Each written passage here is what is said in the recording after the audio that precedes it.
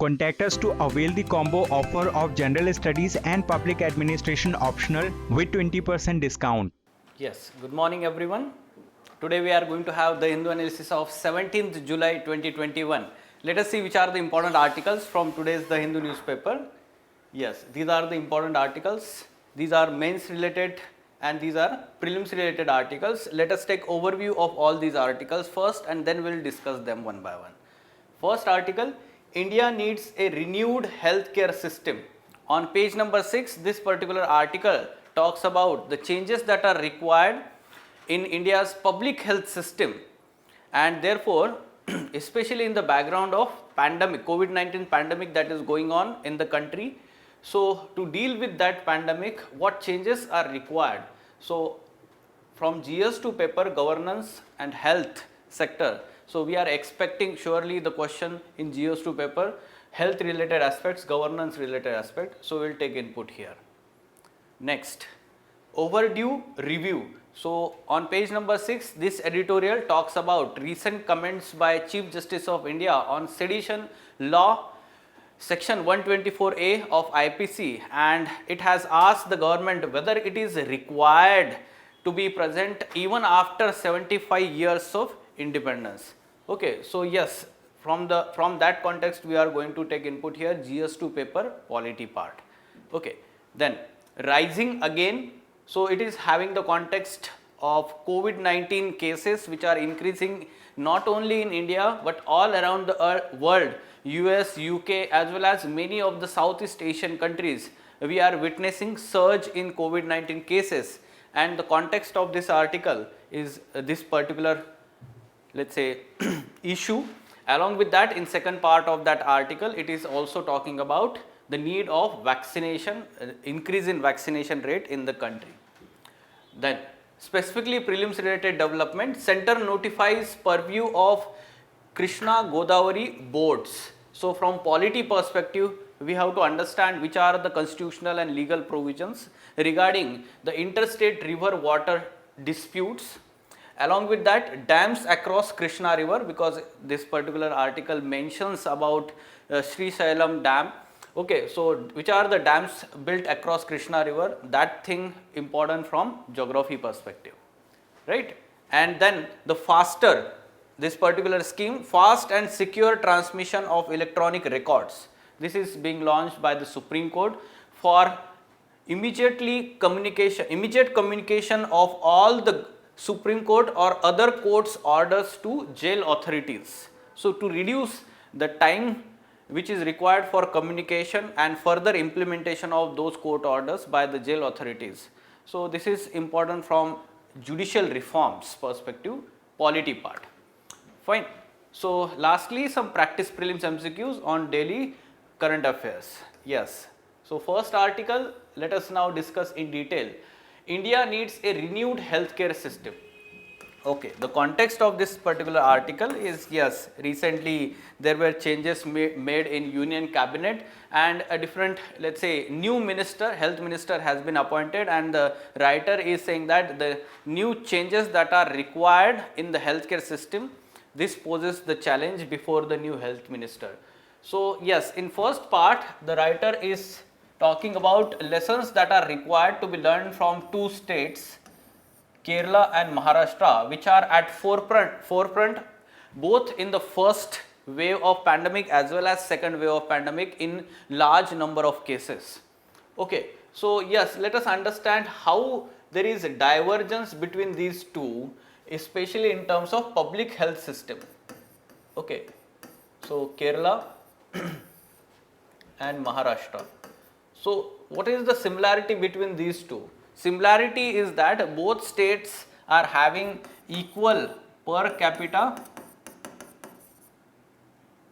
state or gross state domestic product, gross state domestic product per capita GSDP. So it is almost same. Okay, it is almost same for both Kerala and Maharashtra. But what is the divergence? Divergence in some of the medical indicators, or let's say indicators in public health system. For example, at present the death rate, or let's say case fatality rate, case fatality rate. So here in Kerala it is very less, 0.48%, and in Maharashtra it is 2.04%. This is the difference we are witnessing between these two states. Along with that, if we are looking at the investment in public health sector, so yes, the number of government doctors is around, we can say that 2.5 times more as compared to Maharashtra. If we are talking about the same in terms of bed, so same is the case, number of beds government in the government hospitals. Along with that, the investment, public investment in health infrastructure, so it is 1.5 times more in Kerala as compared to Maharashtra. So despite of having the huge spread of private sector in Maharashtra, Maharashtra has witnessed more number of fatality cases, fatality rate in COVID-19 pandemic. So that means to some extent it has not been helpful, that is private sector has not been successful in dealing with this pandemic. Yes, yes, it has less population, but we are talking about per capita GDP. Okay, so here per capita state GDP is almost equal for both states. Okay, so yes, we can understand that we have to focus on how Kerala has been successful in dealing with the pandemic because of more and more public investment in health sector, that is strengthening the public health system. This has been the important positive let's say advantage for Kerala government or Kerala as a state, but this has not been there for Maharashtra. This is the lesson that we have to learn. The more investment is required in the public health system. So yes, what are the changes that are required now? From this we can understand, first thing, focus needed on strengthening public health system. Okay, so public health system, the focus is required, but at present what we are witnessing, the investment in National Health Mission or National Urban Health Mission. So the budgetary allocations are over the years are declining. Over the years, budgetary allocations to National Health Mission and National Urban Health Mission, they are declining. So to some extent we are witnessing that the government is not focusing on increasing the investment in public health infrastructure, rather it is moving away from that objective. So there is need to strengthen this aspect. Along with that, there is need for a private sector regulation. Now why there is need of private sector regulation? We have witnessed during the pandemic time, especially during the second wave. So what we have observed, that many of the people who got admitted in the private sector, they were charged huge amount of fees. So for 1 week of treatment in the private hospitals, let's say on an average, there was 1 to 3 lakh charges for that treatment. So this is actually a very problematic, especially for middle income households and upper middle and lower middle we can say income households, and it is increasing, or it is becoming the reason for increasing the poverty in the country, out of pocket expenditure. Okay, along with that we have to also understand that such kind of, let's say, use of Remdesivir drugs during the second wave by the private sector, this has resulted into another public health issue. Okay, so yes, the mucormycosis fungal disease spread because of, let's say, rampant use of these antibiotic and those drugs which were used during for the treatment of this, especially those patients having diabetes. Okay, so this is how the regulation of the private sector is required, but at present Clinical Establishments Act 2010, so this is not being effectively implemented by the central government. Not effectively implemented by the central government. Though we can understand that health is the subject in state list of the 7th schedule of Indian Constitution. However, the regulation of the health sector, along with that, we can say that the central government can notify some regulations regarding the price capping and other quality controls under this Clinical Establishment Act enacted by the Parliament. But this is not implemented effectively by the central government. Then, preventing further privatization of health sector. Now, we have to understand that recently there was one report by Niti Aayog. Okay, this particular document which is talking about, let's say, finding the avenues for investment in health sector.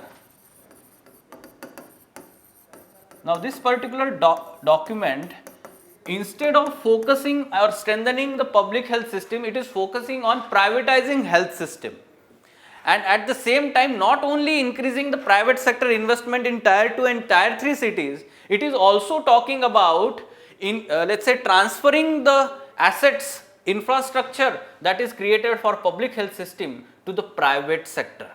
Okay, so ultimately it is going to be not going to be the free of cost let's say services any or we can say after that. So there will be some kind of commercialization even of the public sector health infrastructure. Okay, so this is actually antithesis to what we are required at present, that is strengthening of public health system. Okay, and lastly we can say that it is critical to rebuild public trust in public health systems, and this is going to help the vaccine hesitancy that we have at present, along with that to have the COVID appropriate behavior. At present, the people do not have trust in the public health systems, that's why they are more and more availing the services from the private sector. So, but government cannot take this as an excuse to let's say evade its responsibility of ensuring the public health infrastructure. Fine. So, how the government can do this or ensure this trust? By ensuring all these three important steps. Okay, so we have to understand that whenever there is question, suppose there is question like this: discuss the reforms required to be undertaken in health sector of India to deal with present and future COVID-19 pandemic waves. Surely this year mains examination we can expect such question, because up till that time we may experience the third wave also, and we may experience or let's say having the threat of such witnessing further waves. So we are surely expecting such kind of question. So focus on these three aspects in your answer. Okay, fine. Any question regarding this? Okay. Yes, next question, overdue review. Now the context of this particular article, recently Supreme Court has taken suo motu cognizance and has given remarks on sedition cases, sedition law. Even directly Chief Justice of India has remarked that in this particular let's say verdict, or we can say oral judgment that Supreme Court has given here, it is saying that whether do we require such colonial law, sedition law, section 124A of IPC. Yesterday itself we talked about this judgment. Okay, so section 124A of IPC, it is sedition law in the country. So this particular law that was enacted during the British times by British government to muzzle the voice of criticism by national freedom leaders at that time. Okay, so such kind of let's say law, does it have relevance at present day democratic country like India? So we have to understand that this is going to pave way for scrutinize and review this particular law by the Supreme Court in near future. Now, recent cases show that sedition is used for three political reasons. What are these three political reasons? First, we can understand suppress the criticism of government policies and certain projects.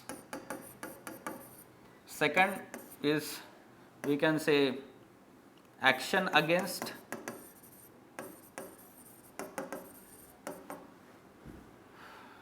journalists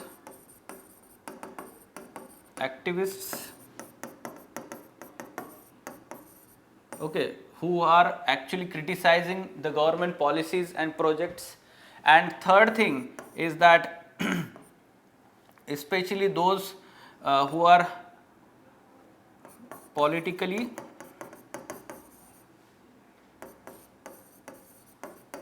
opposition political parties. Okay, so opposition political parties, so to take some actions against some kind of political vendetta is involved in invoking those sedition provisions against those political leaders. So in these three areas largely the sedition provisions are invoked from time to time, and there are, let's say, chances of always misuse of this particular sedition law by the government. Now we have to also understand previously Supreme Court in Kedarnath case 1962.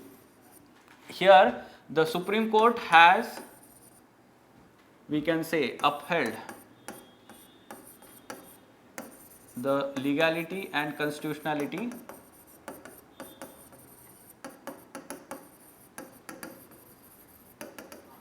of section 124A of IPC. Okay, so this is how we have to understand that Supreme Court in earlier judgment has upheld the provision or we can say legality of and constitutionality of this particular section. So in near future the Supreme Court may review the earlier judgment also, So yes, what are the issues? Issues with sedition law. First thing we can understand that it goes against freedom of speech and expression. This is the fundamental right given under Article 19 of Indian Constitution 19(1). Okay. Now, so this is very important civic right in any democratic country, and this sedition law actually is impacting on this freedom of speech and expression. The second issue we should be aware here that misuse of law by the government or law enforcement agency. There is scope of misuse of law because of vague definition of law, vague definition of sedition under law. Vague definition is used, and therefore there is scope of misuse of this law, right? So we have to understand that such kind of provisions, those laws are not at present there in some of the advanced and democratic countries in the Western world. So we should do away with this particular law. As a way forward, you can mention that either the government can come up with some guidelines to prevent the misuse of law, or it should be totally declared unconstitutional or removed from the statute book itself. Fine? Okay. Any question regarding this? Okay. Yes. Next article, rising again. So yes, the context of this editorial, rising number of COVID-19 cases not only in India but also in the world. So yes, on 15th July, recent facts we are talking about. In India, 39,000 cases were there in India. Okay, and in the world, this was 0.53 million daily cases. Okay, 0.53 million. Now this is showing some increasing trend since 21st June. 21st June witnessed 0.3 million cases, daily cases in the world.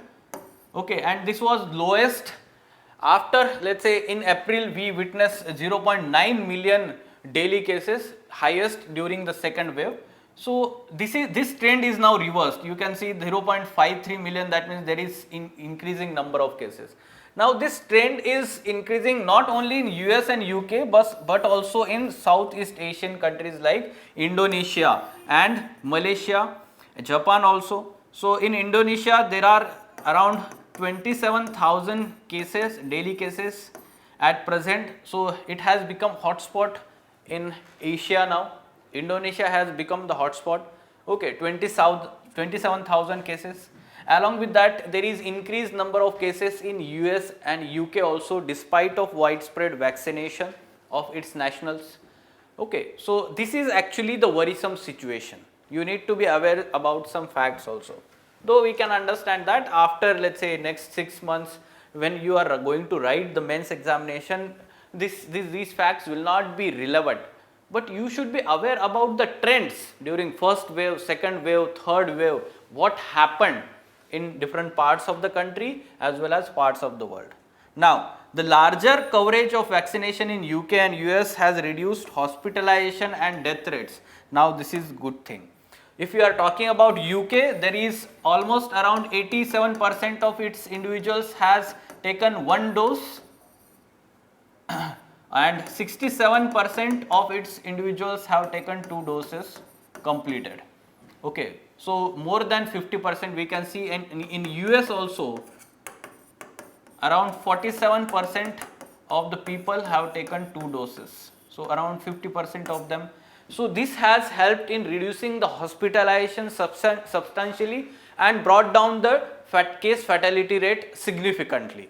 Okay, so this shows that what we need to do in India at present is we need to focus on vaccination. More and more vaccination of the people is very much required to reduce the case fatality rate, death rates and hospitalization also, requirement of hospitalization. So this should be the case, but at present what we have witnessed is only 8% of Indians are successfully vaccinated for 2 doses. Okay, and around 25 to 26% have received the single dose. Okay, now this is the situation. This should be improved, but we are witnessing some challenges, like many states are facing the decline in vaccine supply or vaccine shortage is there. So the government should focus on this particular aspect, central government. The vaccine supply should be increased. Along with that, the COVID appropriate behavioral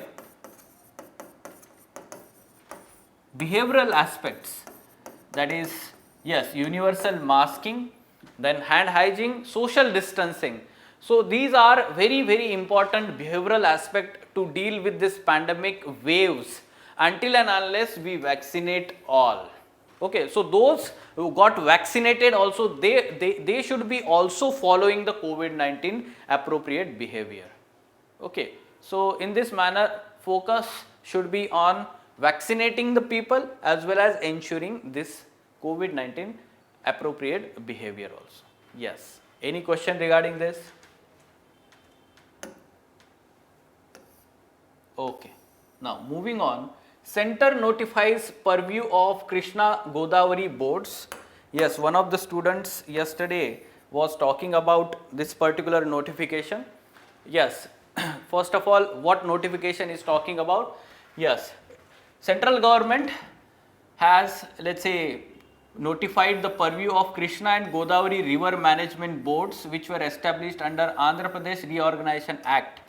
Okay, so now it has transferred the operation of all projects including hydel power generation in 2 river basins in Andhra Pradesh and Telangana to these boards effective from 14th October 2021. Okay, these are actually river management boards, Krishna and Godavari river management boards, 2 different boards.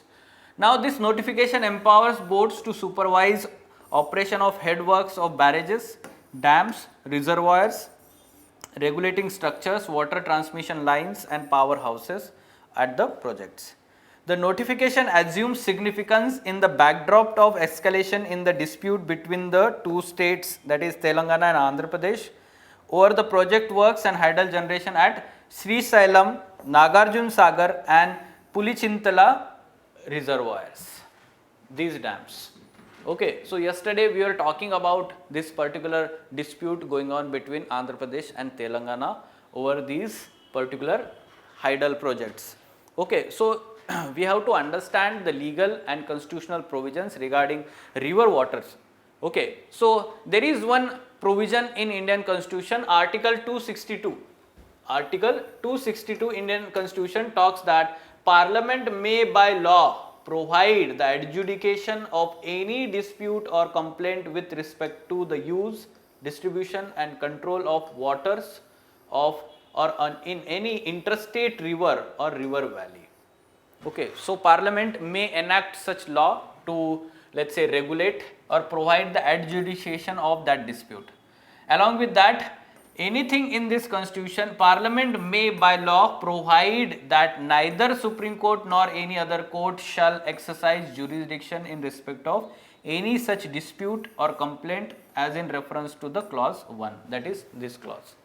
That means it may debar any kind of, let's say, interference or intervention by the judiciary in declaration of that or solving that dispute. Okay, so two laws were enacted under this particular provision, Interstate River Water Disputes Act 1956 and River Board Act 1956.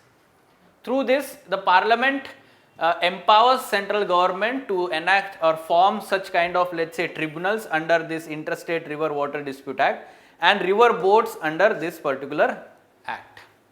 Okay, so this is to solve the disputes, this is to manage and control the interstate river waters. Okay, so these are the legal and constitutional provisions regarding this. You should be aware that water or the river, we can say that that is the particular subject in state list.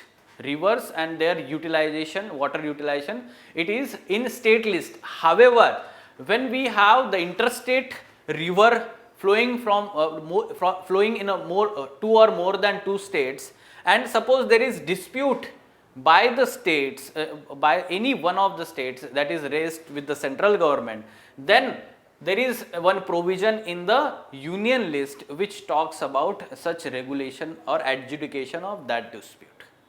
Okay, so from that aspect you should be aware about this. Now, from geography perspective, important dams built across Krishna river.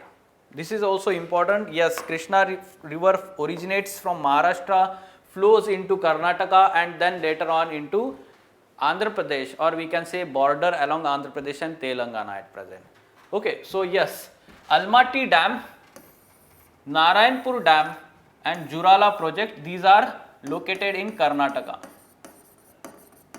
These are important dams in Karnataka across, we can say, Krishna river. Important tributary in Karnataka, Tungabhadra river joins here and then the river enters into, we can say, Andhra Pradesh and Telangana border. First there will be Srisailam project, then there will be Nagarjun Sagar project and then Punchintala project here.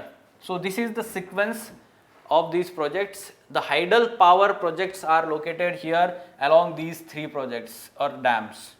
And there is, let's say, distribution of water from the reservoirs created by these dams, and also the power that is being produced here by the hydel projects is to be shared from these three projects between these two states. Okay, so there is provision made under that Andhra Pradesh Reorganization Act regarding the power sharing and water sharing from these projects also. Fine? Okay. Yes. Now, bail orders will be sent instantly to jail authorities, Supreme Court. There is this article on first page, bottom side. It is actually talking about the new scheme being launched by the Supreme Court, fast and secure transmission of electronic records. Now, this is important from GS2 paper mains examination. Judicial reforms or criminal justice system reforms. Criminal justice system reforms. This is important part of GS2 paper. Along with that, you should be also aware about government schemes and some of the schemes launched by different aspects of states, arms of the states. Okay, so from prelims perspective, what this particular scheme is talking about, the new scheme law announced by Supreme Court to reduce the time period of communication of court orders to jail authorities. At present, what is happening is, whenever let's say a bail is given to any particular person in any case, that order or that bail document is received by jail authorities after 3-4 days, and then the person is released. So this is actually the time gap. At the same time, the jail authorities insist on the printout of that bail order in a physical format. So the CJI is of the view that surely in the era of information and technology, such kind of, let's say, requirement of physical documents to be produced by the jail authorities is not at all appropriate, and to some extent it affects the freedom and liberty that is to be enjoyed by the person accused in that case. Okay, so yes, this, from that aspect, this is important. Under this scheme, Supreme Court would instantly, directly, securely and electronically transmit bail and other orders to jail authorities, district courts and high courts. Okay. Secretary General of Supreme Court was directed to submit a comprehensive report formulating the scheme within 2 weeks. Okay, so this is how some of the progressive judicial reforms you should be aware about. Faster scheme. Fine? Yes.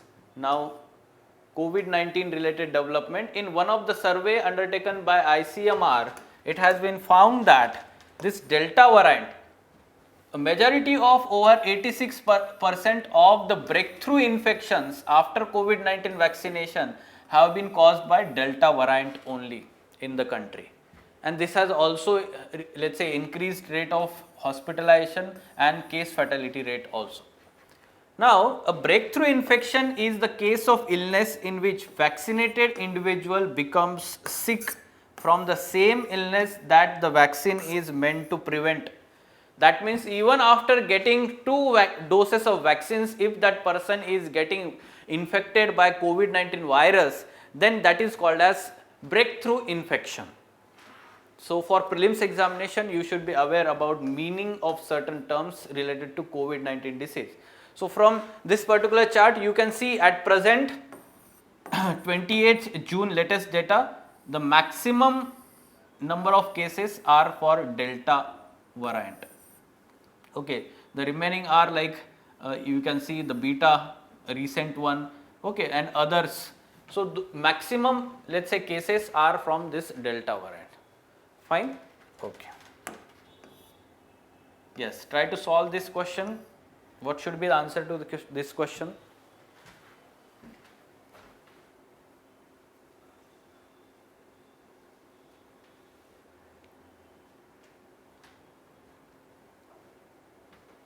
Sir, option C. Okay. Yes, other students? Because Omkareshwar Dam is in Narmada River. Yes, yes. Wait for other students. Yes, I want answers from other students also. Sir, yes, sir. A. Option A, sir. Okay. Yes, yes. Fine. So let us have a look at this question. We are talking about the match the following pairs type of question, and here matching of dams across which river. So question is talking about incorrectly match.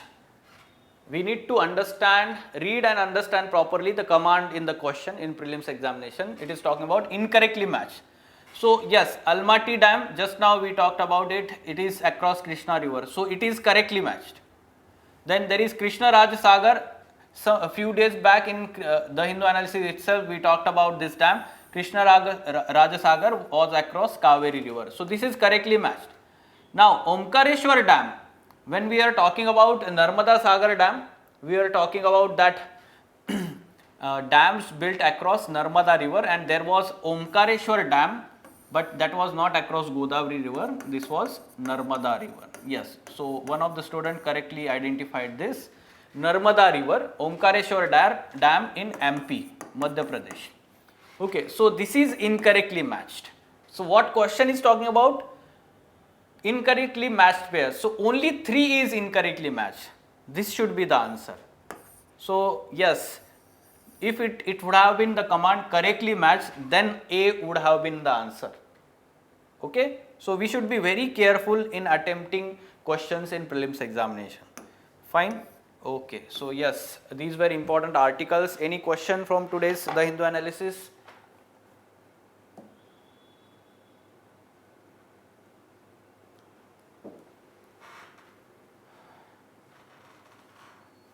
Yes, I am an example of breakthrough infection. Hope so you are fine, Mayur. Okay. Yes. Any question from today's The Hindu newspaper? Okay then, let us stop. We will meet next week at the same time. Fine, thank you.